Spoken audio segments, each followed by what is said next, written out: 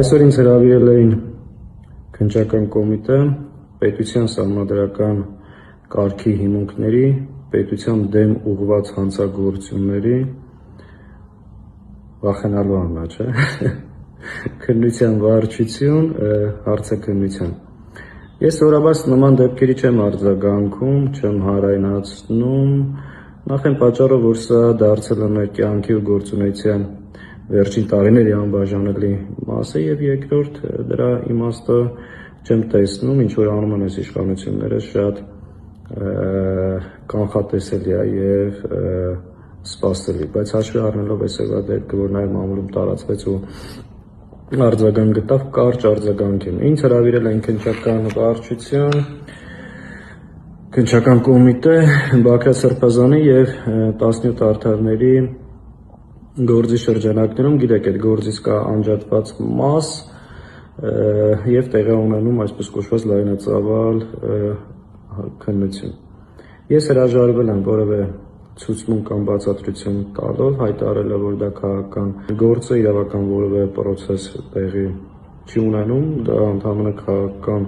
պատվերի շրջանակներում հետապնդումներ է եւ ես հրաժարվում եմ որևէ բացատրություն տալուց։ Դուք հիշում եք, երբ որ այս գործի շրջանակներում գլխավոր դատախազը գտնում էր ազգային ժողովում իմ գործընկեր Արթուր Սարգսյանին անձեռնամխելիությունից զրկելու եւ կալանքի տանելու հարցով ԿՊԱ-կան պատգամավորները ինչպիսի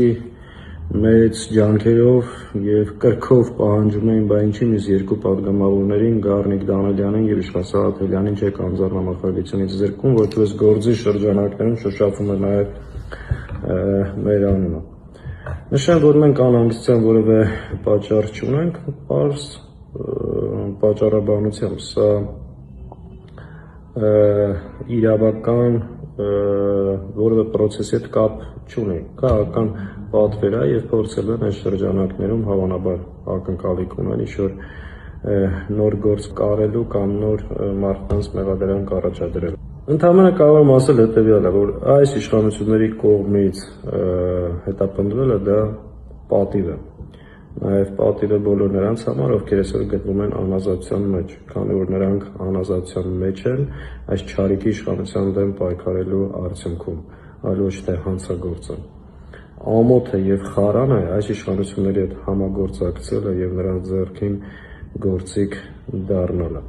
Իսկ նման քայլերով ինձ իմ ընկերներին որևէ կերպ չեն կարող շեղել մեր բռնած ուղուց, մեր ճանապարհից եւ ամեն մի նման քայլ եւ գործողություն ոչ թե մեզ կաշկանդում է, այլ ընդհակառակը, նախ համոզվում ենք, որ ճիշտ ընթացքի մեջ ենք եւ գտնվում ենք ճիշտ ճանապարհին եւ ավելի վճռական, ավելի կազմակերպված շարժվում դեպի առաջ մեր նպատակին հասնելու եւ այս չարիքի իշխանության վերարտադրությունը կանխելու ուղղությամբ։ Հետաբար ամեն ինչ նորմալ է, սիրելի ընկերներ, հայրենակիցներ եւ հետաքրքրվողներ։